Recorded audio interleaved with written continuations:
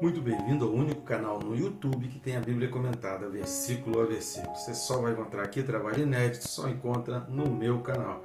Então vamos lá, querido. Nesse vídeo nós vamos falar a respeito do seguinte: entenda o maior erro sobre a graça. Espera aí, calma aí, fica comigo até o final que você vai entender melhor. Vamos junto?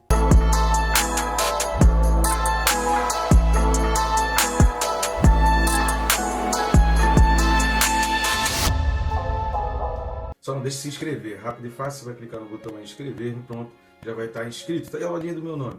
Eu recomendo também você clicar no sininho e marcar a opção todas. Porque nós temos todos os dias, segunda a sábado, às 6 horas da manhã, um vídeo comentando a Bíblia. Não são pregações, mas são exposições com exegese, hermenêutica a respeito da Bíblia e vai servir como base se você quer conhecer mais a Bíblia, se você quer conhecer melhor, se você tem muita dificuldade em entender textos bíblicos, tem gente que não lê a Bíblia, que diz que a Bíblia é muito difícil de ser lida, então com certeza esses vídeos vão te ajudar e versículo a versículo vai te dar sempre aquela compreensão melhor. Além de te disciplinar, já que todos os dias às 6 da manhã a gente tem um vídeo, então isso vai te despertar, tá fazendo teu TSD. Então sem o pão do céu, não tem o pão da terra, né? Sem o café do céu, não tem o café da terra. Qual é o café da Bíblia? Buscar o Senhor com todo o coração, né? Com toda a tua alma, com toda a tua força e com todo o teu entendimento. CAFE é o café do céu. Então, sem o café do céu, não tem o café da terra. E assim, você vai se disciplinando e eu tenho certeza que isso vai fluir muito mais tranquilamente na sua vida, você vai crescer espiritualmente. Vamos lá então? Texto desse vídeo, Hebreus capítulo 10, e os versículos são 28 e 29. Hebreus 10, 28 e 29 diz assim: sem misericórdia morre pelo depoimento de 2 ou 3 testemunhas, quem tiver rejeitado a lei de Moisés.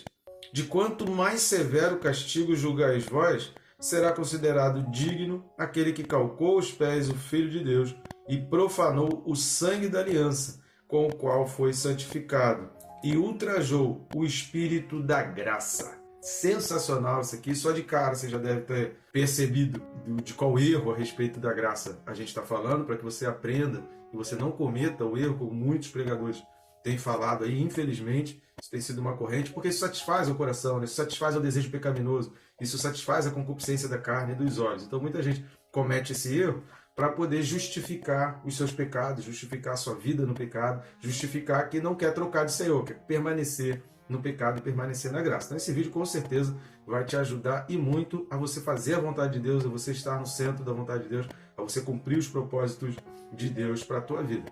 Antes da gente explicar mais sobre isso, você entender esses erros, eu peço suas ajudas. Esse trabalho nosso aqui é um trabalho totalmente independente, é um trabalho sem ajuda de nenhuma instituição. Então eu conto contigo, eu conto com essa parceria para a gente cumprir o ID de Jesus. Jesus disse: ide pelo mundo e pregar o evangelho a toda criatura. Então, passagem aérea, hospedagem, separar eventos, isso custa muito dinheiro. E você conseguir levar através de um vídeo do YouTube sai muito mais barato. E a gente nesse compartilhar aí, a gente consegue ir muito mais longe de uma maneira muito mais simples. Como você pode estar nos ajudando nesse ministério, nos ajudando nessa obediência ao ID de Jesus? Tem várias maneiras. Uma delas, que é grátis, para você não vai custar nada e é rápido e fácil. É o famoso triplo C: curtir, comentar e compartilhar. Curtindo, comentando, o YouTube mostra para outras pessoas, e compartilhando você vai além desse algoritmo do YouTube.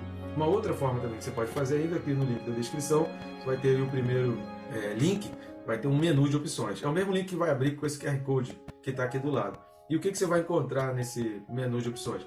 Várias maneiras de você estar adquirindo esses livros que estão aparecendo aqui do lado, que eu mesmo escrevi. Você vai poder comprar no Mercado Livre, você vai acessar o nosso canal na Amazon, onde você vai poder adquirir os livros em formato digital ou em papel. Você vai acessar o nosso canal também na Hotmart. Então eu recomendo que você dê uma passeada ali, dê uma curtida, dê uma visualizada, que isso nos ajuda também nessa divulgação. E mesmo que você não possa comprar o livro, mas se você copiar o link e recomendar esse livro também para outras pessoas, pôr aí nos seus stories, compartilhar nos seus status do WhatsApp, isso também vai nos ajudar muito. Mas eu tenho certeza que ao adquirir esses livros aí, vocês vão ver que é uma viagem assim imperdível, são meditações indispensáveis na vida do cristão, tá certo? Então vamos lá, a primeira coisa que a gente precisa ver é recapitular aquilo que a gente já vem falando em vários vídeos, que está no nosso primeiro vídeo que a gente fez aqui da carta aos Hebreus. Se você for lá, você vai encontrar isso. Essa é uma carta escrita por um judeu com muito conhecimento da lei, com muito conhecimento a respeito. Então não era um judeu qualquer, provavelmente era alguém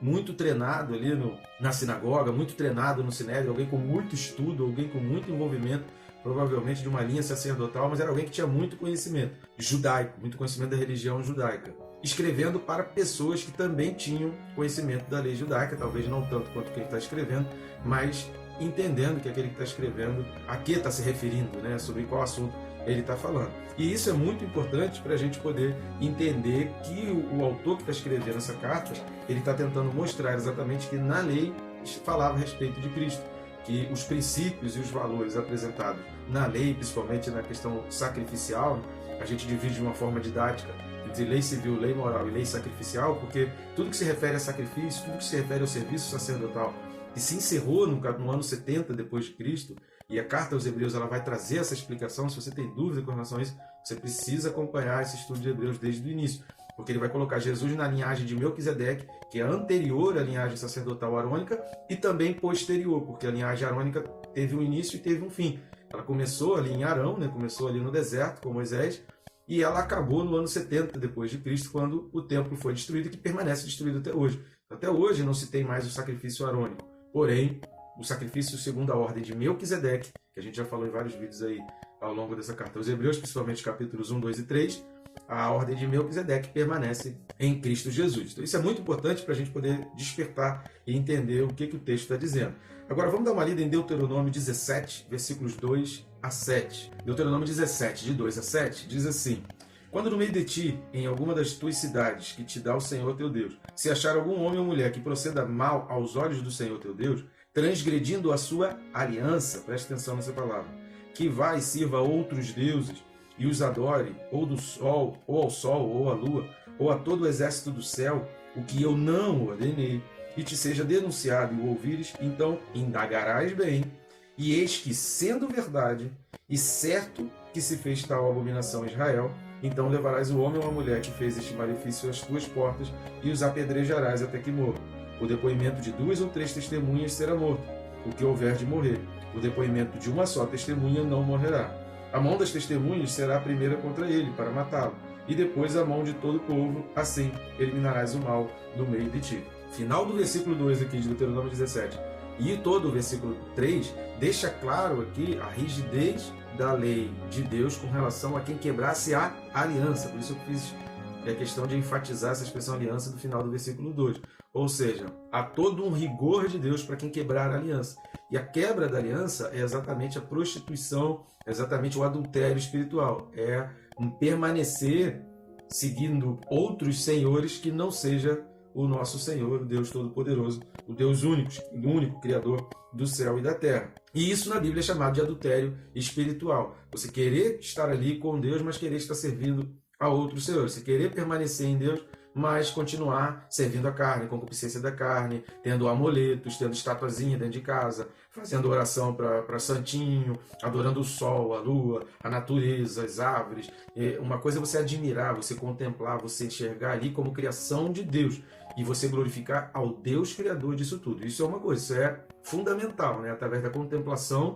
Tem vários salmos falando sobre isso, que você contempla e você enxerga ali a mão do Criador, o cuidado, o detalhe, a beleza, se importar, né, com coisas simples. Você vê tanta harmonia e organização na natureza, seja nos planetas, seja numa simples borboleta, você vê toda a harmonia, todo o cuidado e todo o amor de Deus na criação. Mas você adora ao Deus que criou todas as coisas. Você não adora a árvore, você não adora a borboleta, você não adora a vaca, você não adora a mosca, você não adora a lua, você não adora o sol. Eles não são deuses, eles são criaturas.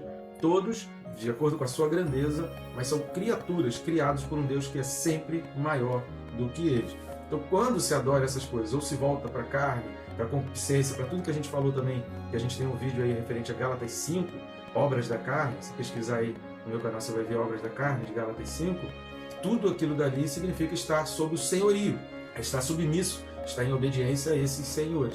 Ou você está servindo a Deus, ou você está servindo a esses senhores. E o nome disso, querer estar servindo a tudo ao mesmo tempo, é adultério espiritual. É você querer casar com todas as mulheres que estão no mundo. Você tem que escolher uma, você tem que se dedicar a uma, você tem que seguir. O casamento é isso, você tem que se dedicar àquela ou àquele, né, no caso para a mulher, aquela pessoa que você casou, que você escolheu para casar. Sobre adultério espiritual, vamos comparar esse texto de Deuteronômio com Oséias capítulo 1, versículos de 1 a 3. Oséias 1, de 1 a 3, fala assim: Palavra do Senhor que foi dirigida a Oséias, filho de Beeri, nos dias de Uzias, Jotão, Acás e Ezequias, reis de Judá, e nos dias de Jeroboão, filho de Joás, rei de Israel. Quando pela primeira vez falou o Senhor por intermédio de Osés, então o Senhor lhe disse: vai, toma uma mulher de prostituições e terás filhos de prostituição, porque a terra se prostituiu, desviando-se do Senhor. Foi-se, pois, e tomou a Gomer, filha de Diblaim, e ela concebeu e lhe deu um filho. Repare que Deus fez Osés, você continuar lendo o livro de Osés, que eu recomendo muitíssimo, você vai conseguir ver ali essa questão da graça de Deus, pelos filhos que Osés vai ter, né? Desfavorecido, exatamente o sentido da graça, você vai conseguir enxergar isso tudo ali. Você continua lendo, que eu recomendo, mas a gente já entende claramente aqui nessa recomendação de Deus, é que a terra estava se prostituindo, a terra estava servindo a todos, a terra estava querendo agradar a todos os deuses, misturando, envolvendo um monte de Deus no meio da terra de Israel, e isso desagradou o Senhor. E o nome disso é exatamente adultério espiritual, é você não se dedicar a uma única esposa, você não se dedicar a um único marido, e você querer ficar com todos ao mesmo tempo. Tem mais texto que nos ajuda com isso também. 1 Coríntios 10, de 6 a 11. Primeira carta de Paulo aos Coríntios 10, de 6 a 11, fala assim: ora, estas coisas se tornaram exemplos para nós, a fim de que não cobicemos as coisas mais como eles cobiçaram. Não vos façais, pois, idólatras, como alguns deles, porquanto está escrito: o povo assentou-se para comer e beber, e levantou-se para divertir-se. E não pratiquemos imoralidade, como alguns deles o fizeram, e caíram num só dia 23.000. Não ponhamos o Senhor à prova, como alguns deles já fizeram, e pereceram pelas mordeduras das serpentes. Nem murmureis, como alguns deles murmuraram, e foram destruídos pelo exterminador. Estas coisas lhes sobrevieram como exemplos, e foram escritas como advertência nossa, de nós outros, sobre quem os fins dos séculos têm chegado. O adultério, a idolatria, comparada com o mesmo sentido de adultério, no mesmo sentido de imoralidade. Então a idolatria e a imoralidade, elas, na realidade, elas caminham juntas e elas têm para Deus o mesmo peso. Lembrando que idolatria é quando você adora qualquer outra coisa, pode ser o dinheiro, pode ser uma pessoa, pode ser o sol, a lua, pode ser os astros, pode ser o que for, no lugar de Deus. O nome disso é idolatria. Vamos ler mais Hebreus 3, do 12 ao 14. Hebreus 3, do 12 ao 14 diz assim: tende cuidado, irmãos, jamais aconteça haver em qualquer de vós perverso coração de incredulidade, que vos afaste do Deus vivo. Pelo contrário, exortai-vos mutuamente cada dia, durante o tempo que se chama hoje, a fim de que nenhum de vós seja endurecido pelo engano do pecado, porque nos temos tornado participantes de Cristo, se de fato guardamos firmes até o fim a confiança que desde o princípio tivemos. Enquanto se diz: hoje, se ouvirdes a sua voz, não endureçais o vosso coração, como foi na provocação. Acabei lendo até o 15, né? Mas não tem problema não. A gente já tem vídeo sobre esse trecho aqui da carta aos Hebreus, né? Já tem um vídeo aí, só se eu voltar, você vai achar o vídeo explicando aí Hebreus 13. Dá uma lida só mais um texto, para a gente entender essa questão da idolatria como imoralidade espiritual e nesse sentido de adultério espiritual. Vamos ler Jeremias 2, 19 e 20. Jeremias 2, 19 e 20 diz assim: a tua malícia te castigará e as tuas infidelidades te repreenderão. Sabe, pois, e vê que mal e quão amargo é deixares o Senhor teu Deus, e não teres temor de mim, diz o Senhor dos exércitos. Então, deixar o Senhor servindo a outros deuses, querer estar com o Senhor servindo a outros deuses, isso é adultério, isso é se prostituir. É como se a Bíblia trata a prostituição como uma pessoa que não dá valor para si mesmo, não se valoriza, não sabe quem é, não sabe a importância que tem, porque um casamento perfeito é aquele casamento em que os dois, um valoriza o outro, um está sempre cuidando do outro, um está sempre tratando o outro, um está sempre exaltando o outro. Isso é o casamento perfeito aos olhos de Deus.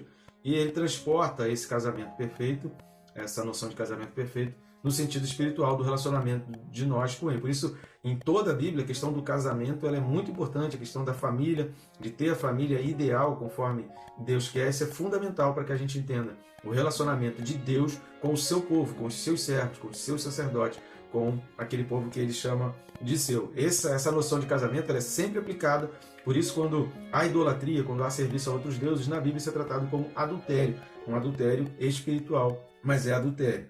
Agora vamos voltar lá para Hebreus capítulo 10. O versículo 29 fala: de quanto mais severo castigo julgai vós, será considerado digno aquele que calcou aos pés o Filho de Deus.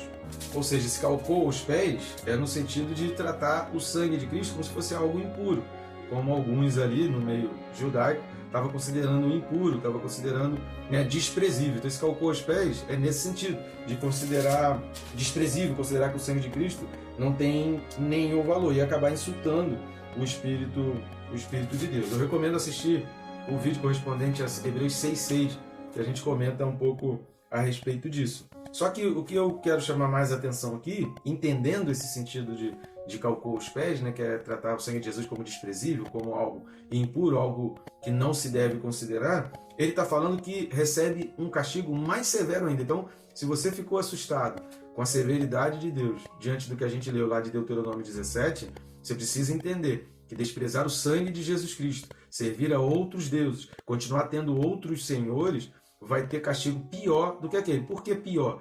Porque pior do que perder a sua vida aqui é perder a sua vida para a eternidade e ser lançado no fogo do inferno. Jesus ele falou isso quando ele curou um homem, lá está registrado no Evangelho de João, que ele fala assim, agora vá e não peques mais para que não te suceda coisa pior. Cara, o cara estava há vários anos, né, lá no capítulo 5 de João, Jesus encontra aquele homem no templo, ele fala, ó, não peques mais para que não te suceda coisa pior. Aquele homem ficou tanto tempo no pecado, né, foi curado, e Jesus disse, ó, não peques mais para que não aconteça coisa pior, porque pior do que o que ele sofria na carne é sofrer para a eternidade, é sofrer para a alma. Então a gente precisa entender que Hebreus 10, aqui o versículo 29, ele está dizendo, olha, desprezar o sangue, desprezar a graça, insultar o espírito da graça, veja que o autor ele faz questão de enfatizar isso. É pior do que o que aconteceu no Antigo Testamento. Então aqui, só esse versículo 29 já seria suficiente para jogar por terra o grande equívoco que se tem com relação à graça, que é achar que no tempo da graça Deus permite tudo. Que tudo é esse que Deus permite. Deus permite você viver de qualquer jeito, Deus permite você viver no pecado, Deus permite você viver na luxúria, na imundícia, Deus permite você ter vários senhores, viver no adultério, sabe? É um erro assim grotesco. Tem gente que pensa que Deus era mau no Antigo Testamento, que do Antigo Testamento Deus era mau, e quando veio Jesus, Deus se converteu. Agora Deus é o Deus do amor, agora Deus... E o amor, as pessoas acham que o amor é permitir tudo, faz de tudo, tá livre para fazer tudo, tá livre para usar todo tipo de droga, tá livre para ter relação sexual com qualquer um, tá livre para ter relação sexual quantas vezes quiser, com quantos quiser, tá livre para você ser o que você quiser, para você mudar a tua identidade que Deus quer, você tá livre para mudar tudo. Cara, isso não tá na Bíblia. Não tem como entender isso na Bíblia. Em Hebreus 10, 29, de um judeu explicando para outros judeus exatamente isso. Olha, se vocês acham que no Antigo Testamento havia muita severidade, vocês precisam entender que ao desprezar o sangue de Cristo, ao não escolher Jesus como realmente o único Senhor da tua vida,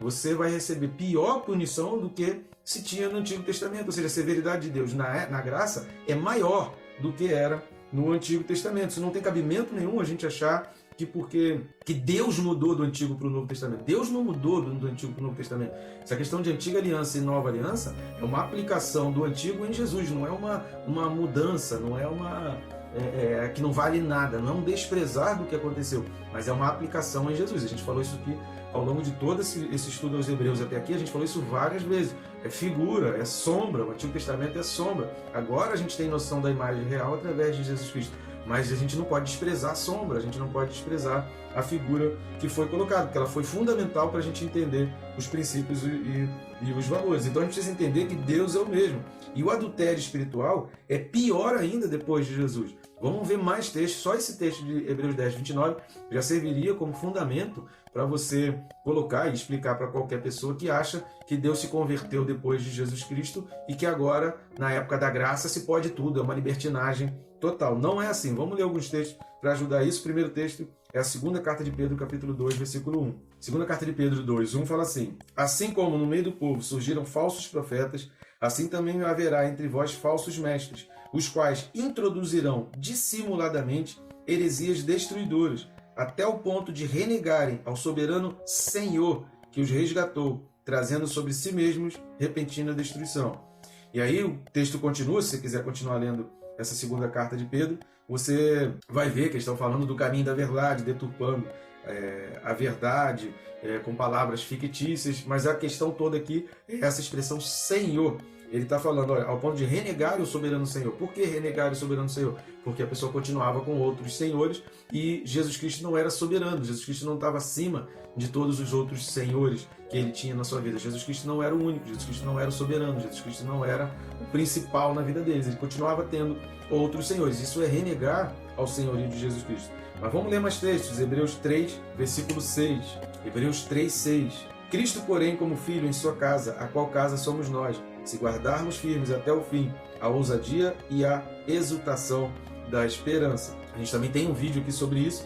A gente já falou de Hebreus 6,6, mas vamos dar mais uma lida também em Hebreus 6,6. E caíram, sim, é impossível outra vez renová-los para arrependimento, visto que de novo estão crucificando para si mesmos o Filho de Deus e expondo a ignomínio. Esse texto de Hebreus 6, de 4 a 8, nós temos 4 vídeos correspondentes a esse trecho, e eu recomendo assistir os vídeos para você entender tudo a respeito desse trecho de Hebreus 6, de 4 a 8. É fundamental e é um dos grandes problemas que as pessoas encontram para se entender a Bíblia, mas que está falando também desse adultério espiritual, está falando também dessa prostituição, está falando também de pessoas que experimentaram, que provaram a graça de Deus, mas que não conseguem abandonar a velha vida. Ainda mais uma lida em outro texto, Marcos 14, versículo 24. Marcos 14, 24 fala assim: então lhes disse, isto é o meu sangue, o sangue da nova aliança, derramado em favor de muitos. Cristo derramou o seu sangue, o seu próprio sangue. Isso não pode ter pouco valor, isso não pode ser desprezado por nós. Agora, voltando lá para Hebreus, vamos ler Hebreus 9,14. Hebreus 9,14 fala assim: muito mais o sangue de Cristo, que pelo Espírito Eterno a si mesmo se ofereceu sem mácula a Deus, purificará a nossa consciência de obras mortas para servirmos ao Deus vivo. Então, se você der uma lida em Hebreus 2, 2 e 3, aqui em Hebreus 9, 14, você vai conseguir entender esse texto de Hebreus 10, 28 e 29, que você vai ver uma estrutura linguística, né, uma estrutura de pensamento do autor aos Hebreus, que ele utiliza como argumento de defesa, que ele parte do menor para o maior. Então, ele considera a lei como um argumento menor para justificar o argumento maior, que é exatamente o tempo da graça em Cristo Jesus. Então ele sempre parte desse princípio.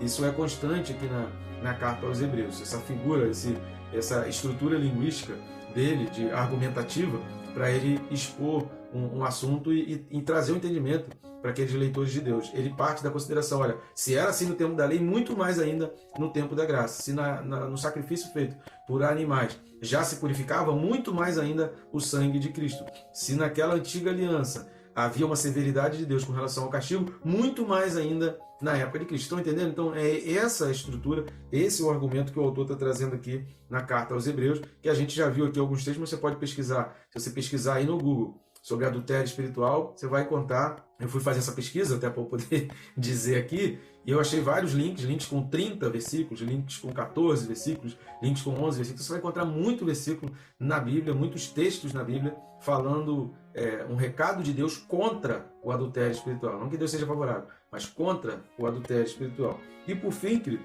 o versículo 29 de Hebreus 10 vai falar que profanou o sangue da aliança com o qual foi santificado e ultrajou o Espírito da graça. O Espírito da graça, exatamente o Espírito Santo, a obra do Espírito Santo, que é quem convence o homem do pecado, da justiça e do juízo, e que vem sobre nós através da obra de Jesus Cristo, que foi liberada a nós através da obra de Jesus Cristo.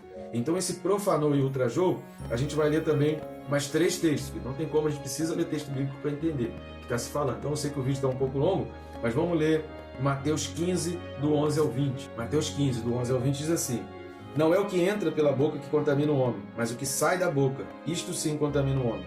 Então, aproximando-se dele, os discípulos disseram: sabes que os fariseus, ouvindo a tua palavra, se escandalizaram. Ele, porém, respondeu: toda planta que meu Pai Celestial não plantou será arrancada. Ou seja, quem não entende, quem se escandaliza com as instruções de Deus, quem se escandaliza com Cristo, vai ser arrancado, que é a planta que Deus não plantou. Deixai-os, são cegos, guias de cegos. Ora, se um cego guiar outro cego, cairão ambos no barranco. Então lhe disse Pedro: explica-nos a parábola. Jesus, porém, disse: também vós não entendeis ainda? Não compreendeis que tudo que entra pela boca desce para o ventre e depois é lançado em lugar escuso? Mas o que sai da boca vem do coração, e é isso que contamina o homem. Porque do coração procedem maus desígnios, homicídios, adultérios, prostituições, furtos, falsos testemunhos, blasfêmias.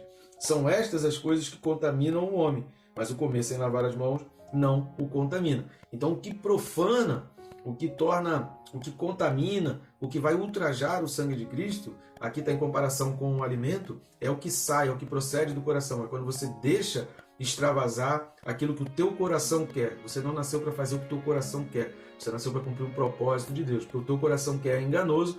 E aí, quando você começa a ouvir pessoas que falam coisas que agradam o teu coração, é um cego guiando outro cego. Jesus está dizendo, os dois vão cair no abismo, os dois vão se precipitar, os dois vão para o inferno.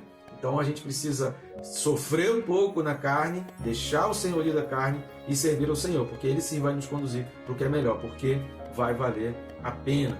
Vamos ler ainda 1 Coríntios 3,17. Primeira carta de Paulo aos Coríntios 3,17 fala assim: se alguém destruir o santuário de Deus, Deus o destruirá, porque o santuário de Deus, que sois vós, é sagrado. Se a gente não considera o nosso corpo, a nossa vida como algo sagrado, como algo que precisa ser separado para Deus, a gente facilmente vai ceder às tentações e aos outros senhorios. Então você precisa saber quem você é. Então a tua identidade e o que você pensa a teu respeito vai determinar, parece besteira, mas na hora das escolhas da vida, se você não sabe quem você é, se você não sabe que você é sagrado, que você é separado para Deus, você vai ceder, e aí por uma carência, por uma necessidade, aí entra aquele pensamento de Esaú, né?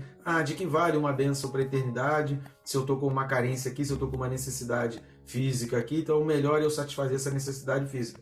É engano e isso é mentira, melhor é satisfazer a vontade de Deus. E por fim, para a gente terminar, segunda carta de Pedro 2, do 4 ao 22. Aí esse texto eu não vou ler, vou deixar aqui escrito para que você leia. Segunda carta de Pedro 2, do 4 ao 22. Então não perca o próximo vídeo, assista também os vídeos anteriores para que você compreenda isso e entenda que viver na graça tem um peso maior do que quem vivia na lei. Porque quem vivia na lei não tinha o véu rasgado ainda, então não tinha essa atuação direta do Espírito Santo, falando diretamente contigo, era exclusivo para os sacerdotes, era exclusivo para os profetas, né, e para os escribas, e aí um ou outro, né, que você vê no Antigo Testamento, em que a palavra de Deus no Antigo Testamento dizia que o Espírito do Senhor estava com ele, o Espírito do Senhor se apossou dele, que até é essa expressão, e no Novo Testamento, com o rasgado do véu, há essa universalidade da atuação do Espírito de Deus. Isso traz sobre nós uma responsabilidade muito maior do que quem vivia debaixo da lei.